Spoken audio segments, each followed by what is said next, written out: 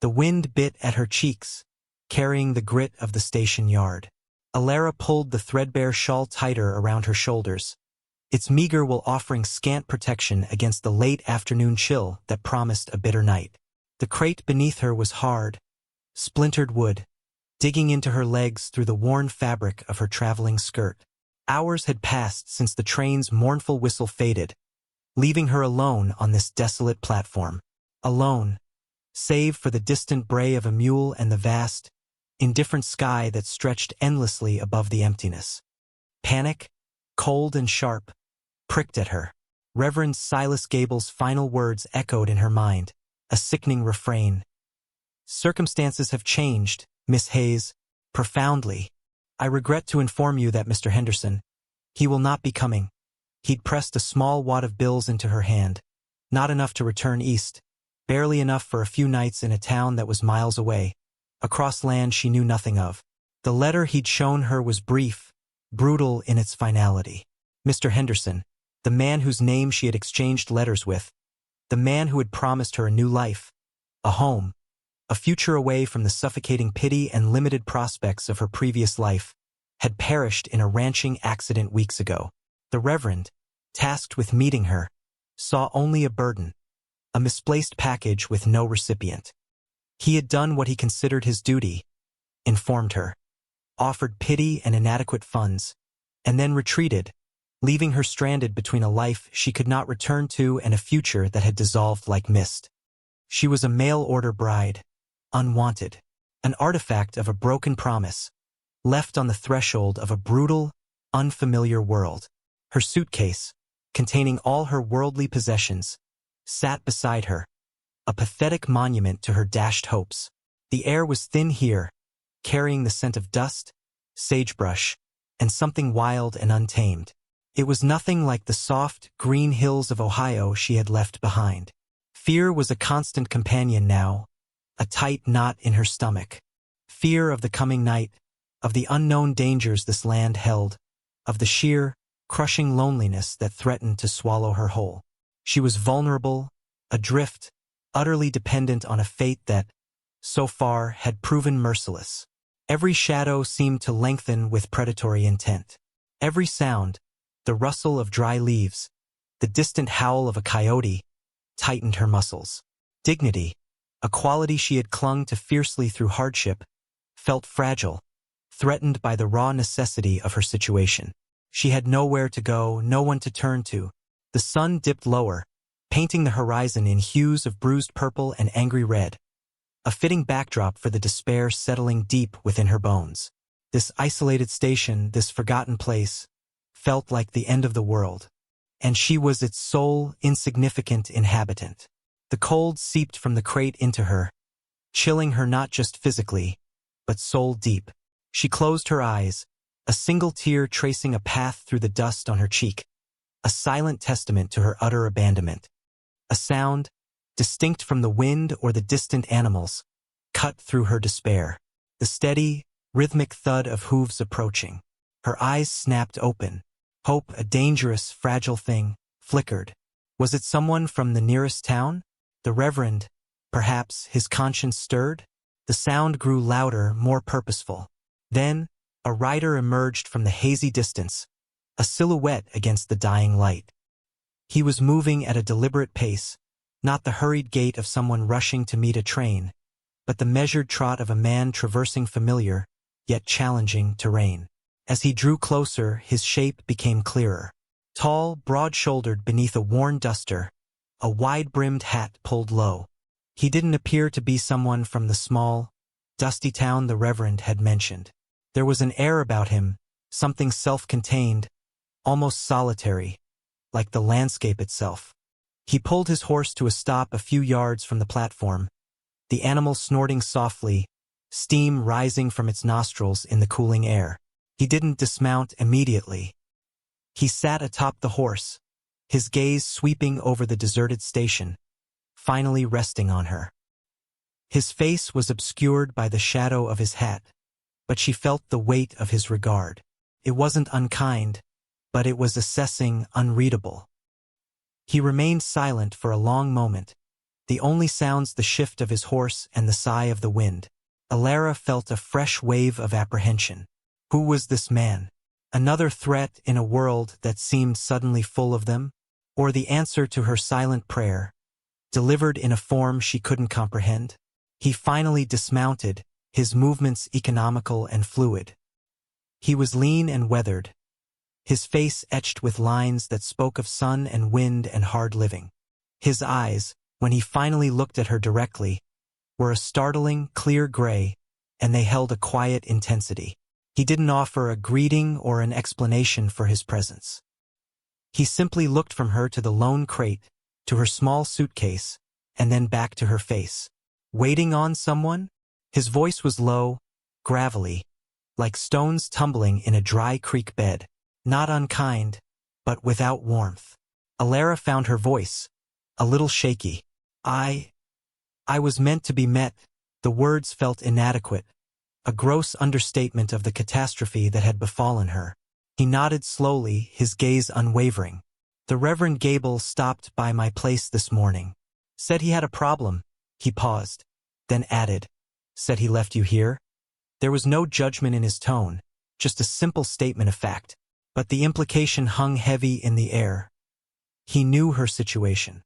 He knew she had been left behind. His name was Jake. The Reverend had mentioned him, a rancher, gruff, lived miles out. Not the one she was meant for, but he was here. He didn't smile, didn't offer comfort.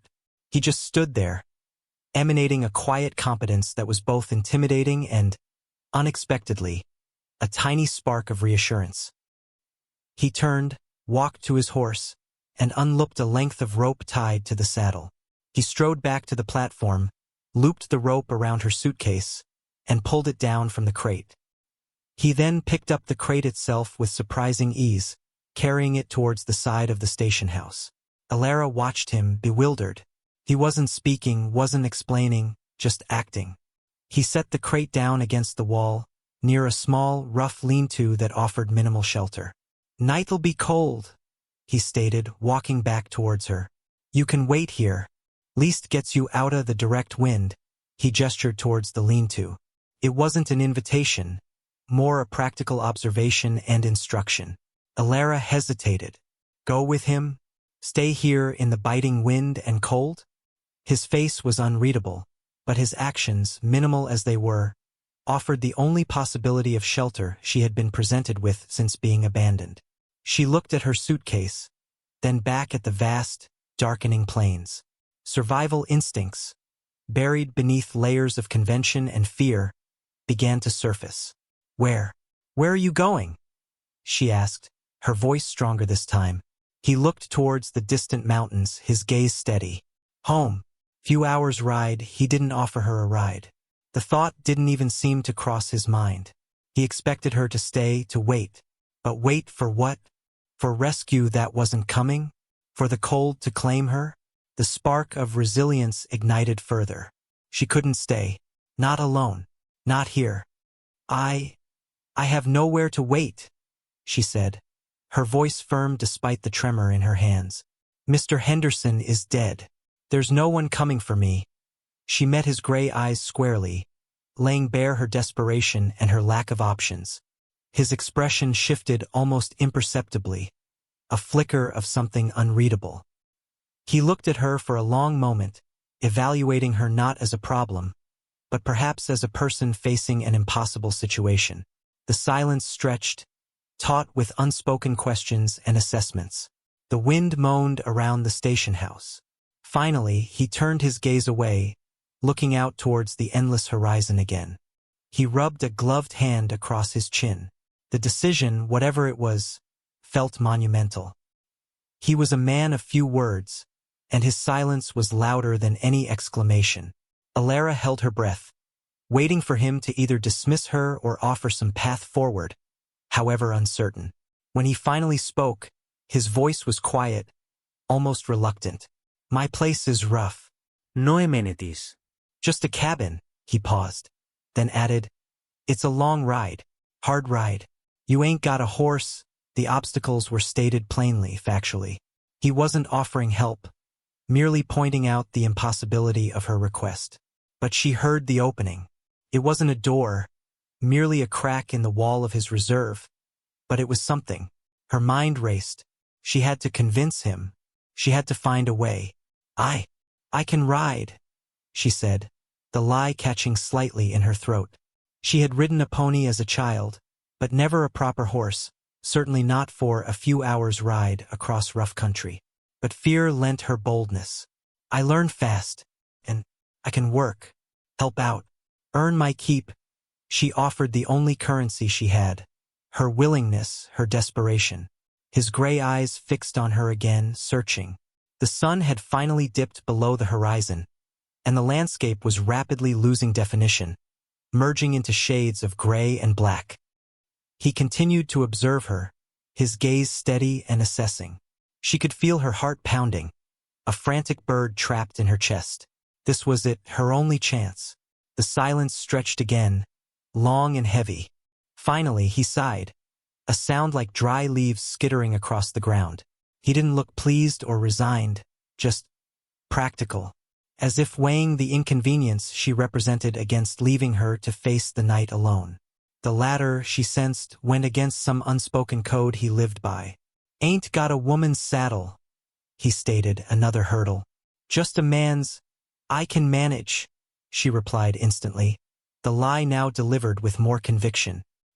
He stared at her for another beat, those clear gray eyes seeming to pierce through her bravado to the fear beneath. Yet, he must have seen something else too, the determination, the sheer will to survive that had bloomed in the face of despair. He finally turned away from her, walked back to his horse, and began adjusting a saddlebag. Get your things, he said, his voice low. It wasn't a question. It was an instruction. Command. Relief, so profound it made her knees weak, washed over her. She didn't hesitate. Scooping up her suitcase, she scrambled down from the crate, her movements clumsy with exhaustion and emotion. He didn't offer a hand. He simply waited by his horse, a silent, formidable presence. As she approached, he gestured towards the animal. She's called Dust. Steady, he didn't ask if she was ready. He simply indicated she should prepare herself. The man's saddle looked high, the horse larger than she had imagined. But she wouldn't falter now. Not when she had been offered this lifeline, however precarious. She nodded, trying to project a confidence she didn't feel. He watched her for a moment longer, then turned and mounted his own horse, a dark, powerful animal. He didn't offer to help her mount Dust. It was clear she was expected to manage on her own. This wasn't a rescue wrapped in comfort. It was a grim necessity undertaken by a man who seemed to have little patience for weakness. Mounting Dust was awkward and required more strength than she anticipated, especially with her suitcase still clutched in one hand. Jake watched impassively from his saddle. There was no offer of assistance, no word of encouragement, just that steady, assessing gaze. She managed to hoist herself up, settling uncomfortably in the man's saddle. It felt wide and alien beneath her. Jake turned his horse without a word, starting off at a slow, steady pace. He didn't look back to see if she was following. It was implied. Follow or be left behind. The message was clear. They rode in silence. The air grew colder, the last vestiges of light fading rapidly. The landscape, flat and featureless near the station, began to undulate, becoming rougher, marked by rocky outcrops and sparse, scrubby vegetation. The stars began to prick through the inky blackness above, impossibly bright and numerous in the absence of city lights. It was a lonely beauty, vast and overwhelming. Alara focused on keeping Dust at a steady pace behind Jake's horse, her body aching, her hands gripping the reins tightly. The rhythm of the ride was hypnotic, but the constant jarring motion and the unfamiliar saddle were already taking their toll. Every muscle protested. Jake rode ahead, a dark silhouette against the slightly lighter horizon, occasionally glancing back, his face unreadable in the darkness. He didn't speak, didn't ask how she was faring. Their communication was limited to the silent language of the trail, his pace dictating hers. It was a strange partnership, born of desperation and reluctant obligation. He was not a rescuer in the stories she had read, not a gallant hero. He was simply a man who had found her abandoned and decided, for reasons she couldn't fathom, not to leave her to the wolves, be they animal or human. She studied his back as they rode. He sat straight in the saddle, his posture suggesting immense reserves of strength and endurance. He knew this land. It was evident in the way he navigated the unseen terrain, the horse following his subtle cues. She was utterly dependent on him, a humbling and terrifying realization. The initial relief of not being left behind began to wear off, replaced by a gnawing uncertainty about what awaited her at his rough cabin, and what he expected from her. Would she be expected to earn her keep in ways she couldn't imagine? Would his stoicism turn to resentment? The questions churned in her mind, adding another layer of anxiety to her physical discomfort. But beneath the fear, something else was stirring. A quiet defiance. She had survived abandonment at the station. She was enduring this harsh ride. She would not break. She had to find strength within herself, because it was clear that no one else was going to provide it. The world she had known, the rules she had lived by, were gone. She was in a new world now, one that demanded resilience she wasn't sure she possessed, but was determined to cultivate. Hours later, long after she thought she could bear the discomfort no more, a faint light appeared in the distance. Jake slowed his horse, and Alara, aching in every joint, was grateful for the reprieve. The light grew steadier as they approached, revealing a small, squat cabin nestled against a low rise, smoke curling lazily from its stone chimney. It looked exactly as he had described, rough, solitary, exposed to the elements. Not the welcoming farmhouse she had once envisioned, but a place of shelter nonetheless. As they drew nearer, the light spilled from a single window, a warm, inviting glow in the otherwise complete darkness. It felt like the first true beacon of hope she had seen in days. Jake dismounted with practiced ease near a small corral. Alara slid awkwardly from Dust's back, her legs protesting, feeling stiff and bruised. She nearly stumbled, catching herself on Dust's warm flank. Jake was already unsaddling his horse, his movements efficient. He didn't rush to her aid. He simply continued his task, a silent expectation that she would manage. She fumbled with Dust's saddle, unsure how to proceed. After a moment, Jake stopped what he was doing and walked over, his boots crunching on the frozen earth. He didn't take the reins or the saddle from her. Instead, he reached past her and loosened a strap she hadn't seen, then another. "Undo these," he murmured, his voice quiet. He was instructing, not doing it for her. It was a small thing but significant. He wasn't enabling her helplessness. He was guiding her towards capability. Following his minimal directions, she managed to loosen the remaining straps. He then lifted the saddle off the horse's back, carrying it to a nearby rail. "Brush her down," he said, handing her a stiff brush from a hook by the corral gate. He then led his own horse into the corral. Alara took the brush, her hands still numb with cold and fatigue. She approached Dust tentatively, unsure of the animal's reaction. But the mare stood patiently, occasionally flicking an ear. As she began to brush, the rhythmic motion was surprisingly soothing. The mare's warmth radiated outwards, a small comfort in the biting air.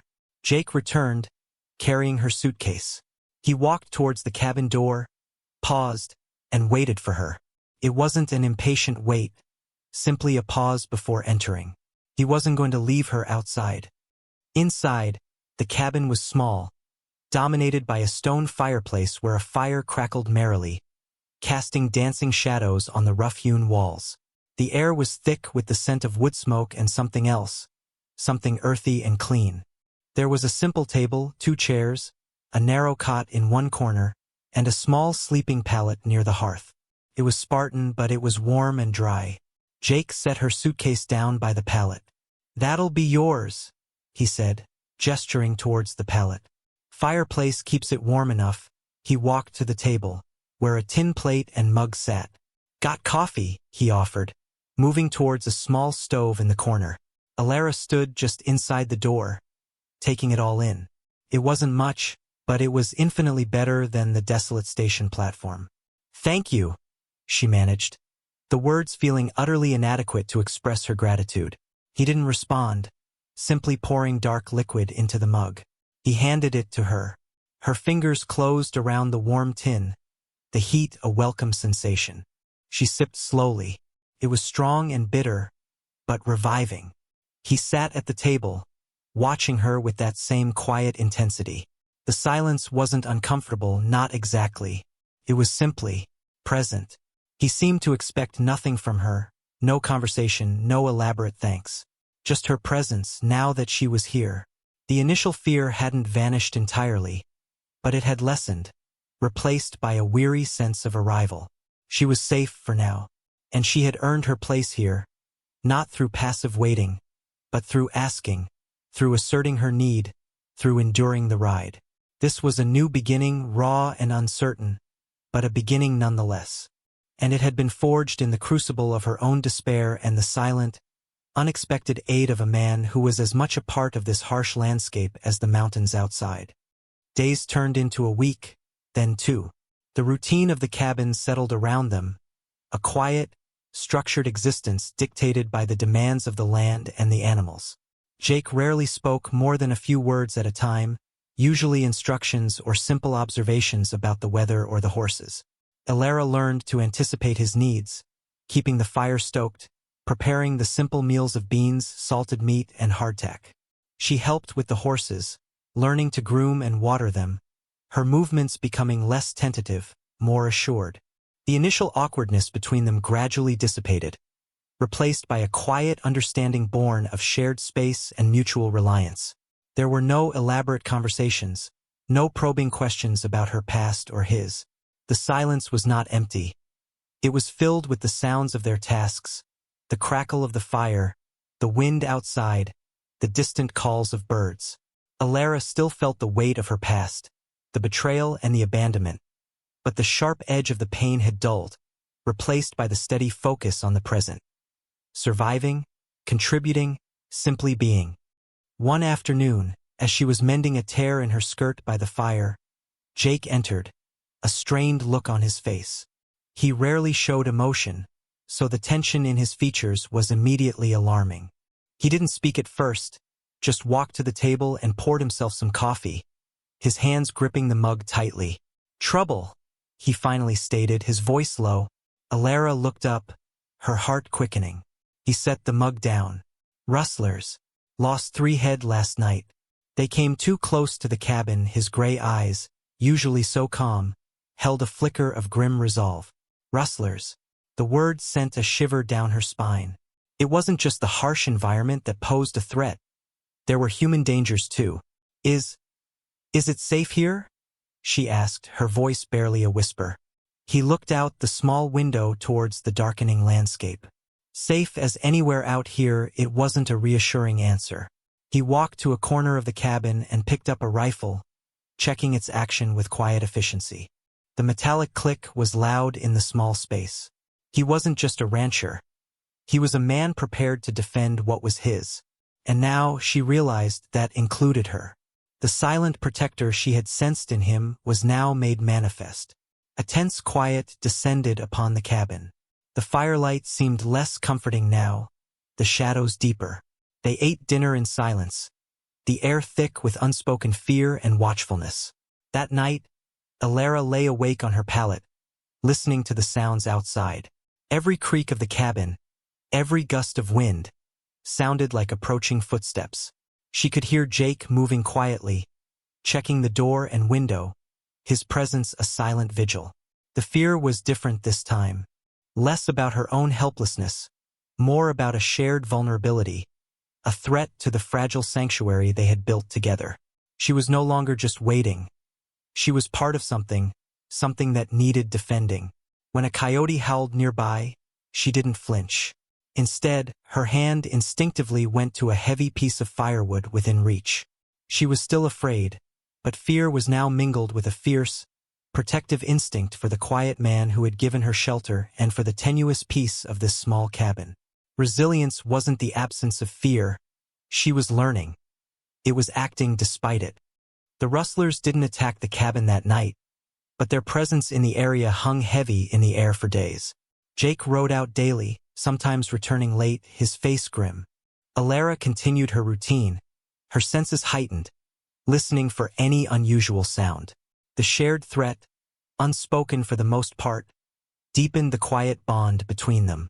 They were two individuals against the vastness and its dangers, relying on each other in a way that transcended words. One evening, Jake returned earlier than usual, his eyes holding a different look, less tension, more finality. "They're gone," he stated, hanging his hat on a peg by the door. "Moved on." Too much risk for him this close. A wave of relief washed over Alara, so powerful it left her trembling slightly.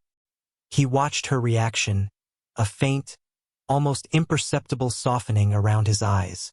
It was the closest thing to an acknowledgement of her fear he had shown. The immediate threat had passed, but something fundamental had shifted.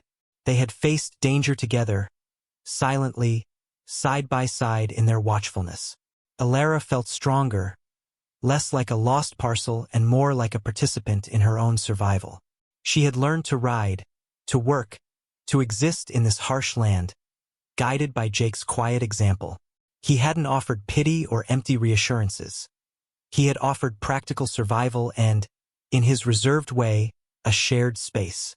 Resilience, she had found, wasn't a sudden revelation but a quiet accumulation of small acts of courage. Enduring the cold station, surviving the ride, facing the fear of the rustlers, learning to care for herself and contribute. It was a strength forged in necessity, tempered by hardship. Her dignity, once feeling so fragile, now felt earned, rooted in her actions and her ability to adapt. She looked at Jake, sitting by the fire, his gaze fixed on the flames. He was still a man of few words, his inner landscape as rugged and private as the land he inhabited.